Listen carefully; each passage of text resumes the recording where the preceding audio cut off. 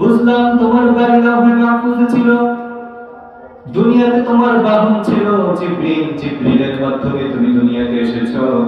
কিন্তু কোরআন তুমি বলো দেখি, দুনিয়াতে এসে তুমি কার উপর প্রথম এসেছো, কার উপর নাযিল হয়েছো?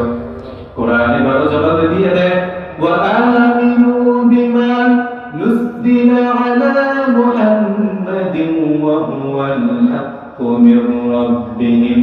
ঈমান আনো সেই জিনিসের উপরে যা মুহাম্মদ সাল্লাল্লাহু আলাইহি ওয়াসাল্লামের উপর অবতীর্ণ হয়েছে।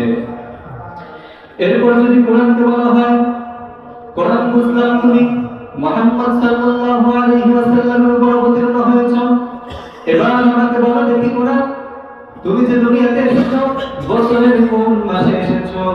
কোন মাসে তুমি দুনিয়ায় আগমন করেছো? বছরের 12টা মাস। কোরআন এবার জবাব দিয়ে দেয়, শাহরু রমাদান